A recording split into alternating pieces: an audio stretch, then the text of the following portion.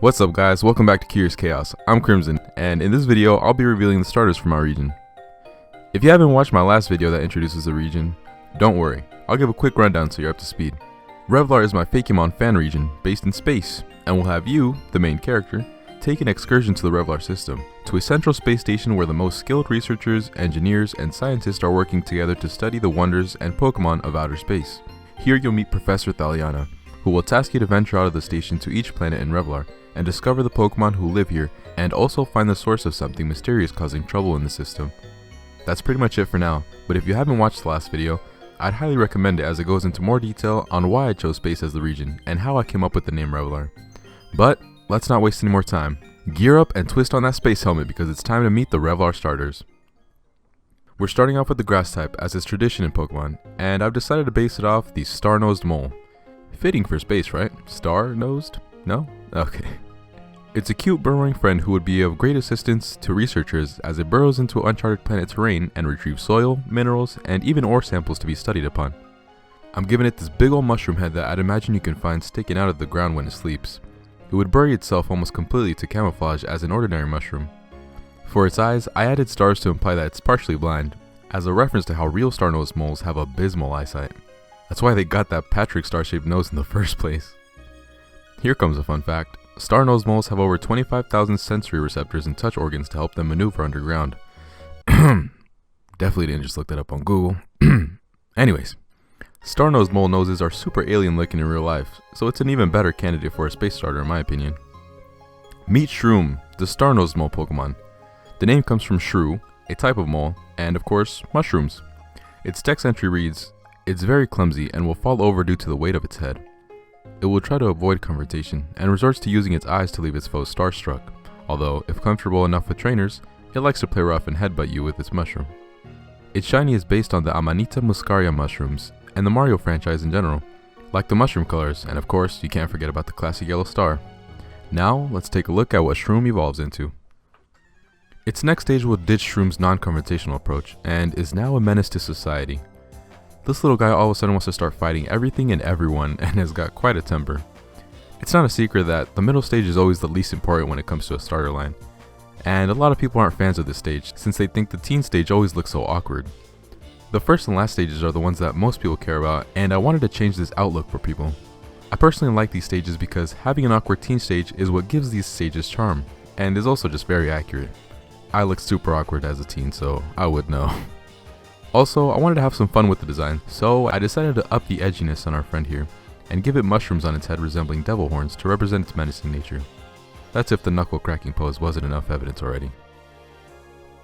Meet Cosmole, the rowdy fungus Pokemon, from Mole and Cosmo. Its dex entry reads, "Upon evolving, Cosmole's temper becomes hard to control and now will go out of its way to instigate fights with anything no matter their size. Irritate it, and it will never forget you." Shrewm was a squishy little guy stat-wise, but Cosmole now has an increased attack stat since it's such a troublemaker. It's quite speedy too. But enough about that, it looks like Cosmole is ready to evolve. Final evolution time. Our rowdy devil horn friend has come to its senses and has become wiser and stern, but will still bring doom to those if need be. Its claws have grown out, protruding from its hands and feet, perfect for excavating, and the mushroom once growing on its tail has sprouted into a glowing star. Similarly, the spots on its bulky back mushroom have also started to glow, resembling a small universe. It's said to sometimes have glowing lines stream across its back like a shooting star. I wonder what happens if you make a wish after seeing it. Staying on topic of stars, I'm sure you notice its super cool eyes. It's made to look like stars, but also like slashes across the eyes like battle scars. It's almost completely blind now, but that doesn't mean it can't give its enemy a wicked death stare. Also, the rest of its senses are maxed out to the fullest, so don't expect to sneak up on it. Its final stage isn't really that tall, but it is really strong and fast, so don't let its height fool you. Then again, almost all final stages are shorter than you would expect. I'm especially looking at you, Infernape. Meet Illumadoom, the bioluminescent Pokemon. The name is pretty wicked and it comes from a combo of illuminate and doom, while also keeping the sound of the word mushroom present. Illumadoom has also gained the ground typing in this stage, and its dex entry reads, "Its vicious claws can pierce through ironclad steel with ease, and can smell prey up to 30 miles away. Its record speed for subterranean travel is a groundbreaking 120 miles per hour. Of the 3 starters, Illumadoom is the highest attacker. Its dex entry states how fast it is, but that's only when underground. Thus its hidden ability, Core Dweller. It gives priority to all digging moves, along with diving and flying moves for the fun of it. So Illumadoom could use and get priority on a move like Bounce, for example, and I think it's hilarious. What do you guys think of the grass line? Would you choose it for your Revlar starter? Alright, sticking with the traditional Pokédex order, the fire line is up next. And for this line, I decided to go with a dinosaur, specifically an Ornithopoda. Even more specifically, a combination of the Maiasaura and Pyrosoar. Crimson, what in the world does a dinosaur have to do with space? Well, I'm glad I hypothetically asked for you. There's a joking theory that explores the possibilities of dinosaurs surviving on chunks of the Earth that got blasted into outer space after the meteor strike. And since we don't know the entire contents of space, we can't prove this theory wrong. Alright, this theory is completely bogus, but it's so dumb that it was way too funny not to incorporate into a Pokemon. Also, it gives me a good reason to have a dino for a space starter, and diversify the roster. In terms of design, it's nothing special other than a dino with some fins that resemble little baby airplane wings, and it can use them to soar around. These will be very useful in its later stages, however. Meet Infino, the soaring dino Pokemon. The name comes from Inferno, Fin, and Dino. Also, it sounds like a baby's way of saying Inferno, so it's really cute and fits with the baby first stage. Its dex entry reads, the heat from its inner body keeps it warm in outer space. It's also the source of the wild energy it has to jump and glide around all day. Infino and the rest of its line are all herbivores, so it likes to eat berries and enjoys it even more when they roast them with its own fire. It also makes sure to keep you warm if you're with it. Let's see what Infino evolves into. Infino started off as a little airplane dino, so its evolution will become a fighter jet dino, a lot more explosive and a lot more speedy. The baby fins it once had have now become sturdy big wings that can support its weight, and the fins it had on its arms have evolved into small exhaust ports in the elbows for flames to shoot out from. These weird arms will make more sense in the final stage, and maybe even a handful of you guys can guess where this line is going. In terms of art, I tried my hand at some dynamic poses for this one, to try and convey it in a way where it looks like it was caught mid-jump ready to take off. Hopefully I executed it well. I've personally never really been a fan of Fakemon poses that are posed and stare straight at the camera, so I try my best to get some cool poses in there. Not to mention it's good practice for any artist. Meet Pyrosoar, the jet dino Pokemon. The name comes from Pyro, Soar, and Pyrosoar. Its dex entry reads, Pyrosaurs love to race and will put their honor on the line for it. The fastest one will be the most respected amongst the others. This is funny because it reminds me of how in elementary or primary school, all it took for you to be the coolest and most liked in school was to be the fastest. This line shiny is an olive green color in reference to the military and aircraft sporting the color. Why exactly? Well, because it's just awesome really, and it's too cool to pass up on. Alright, first came the plane, then it was a fighter jet. What do you guys think the Space Fireman will be next? Like most of you guessed by now, it indeed evolves into a car. I'm joking, it's a spaceship. Let me tell you guys, this freaking dude took me so many rough drafts and redesigns to get to this point, and even then I still feel like it's missing something, so more likely than not, this guy might get a redesign in the future, but that won't be for another while. It'll definitely be sometime down the line. I came up with the idea of it being a spaceship when I saw the silhouette of the Maiasaura. It's got a surprisingly aerodynamic looking shape that I thought looked cool for a sci-fi rocket ship. Also, I'm realizing it also has kind of the shape of Gru's ship. Oh god, now I can't unsee it. Similarly, it also has a Star Wars ship kind of feel to it since they're so awkward and wonky, so I think it works well. You might have noticed how robotic and futuristic our dino friend has become, and some of you might say it doesn't fit as a Pokemon. And to that I say, true. But then again, this isn't your typical Fakemon region. This is outer space we're talking about here. You should expect to see some weird convention breaking Fakemon out here. And come on, a robotic spaceship dino is necessary, man. Meet Orbitopod, the spaceship Pokemon. From Orbit, Ornithopod, and Pod like Escape Pod or Pod Racers from Star Wars. And if you couldn't guess by now, Orbitopod gains a steel typing in this stage. Its dex entry reads, it loves to explore and help trainers discover new frontiers and will gladly volunteer itself as transportation to humans and fellow Pokemon. Its forearm engines shoot fire backwards for propulsion, but can also project it from the front side to attack and protect. Of the 3 starters, Orbitopod is the fastest starter and gets the ability T-, which grants it flying type resistances while also gaining flying type weaknesses. I think the military grade shiny looks very nice in this stage, with a slight hot pink hue to the flame color. I hope you guys like Orbitopod. Are you choosing the fire line for your space starter?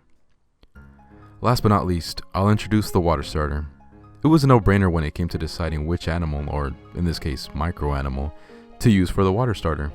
I went with the tardigrade, also known as the water bear. If you guys weren't aware of this yet, the tardigrade is one of the very few animals that are able to survive in outer space, since it can endure and adapt to insane levels of temperatures and pressure. I think this trio works really well since we have a category for everyone to choose from: a normal mole that isn't too weird for the traditionalists, a spaceship dino for the futuristic enjoyers, and finally the tardigrade that is already alien looking in itself and adheres to the folks who enjoy the odd and strange things. Meet Smobol, the snowball Pokemon. The name comes from small, like Smoliv, ball, and snowball, and similar to Shrewm, has a very goofy name. Its dex entry reads, although it has 6 legs, it moves really slow, crawling around inch by inch with its stubby legs.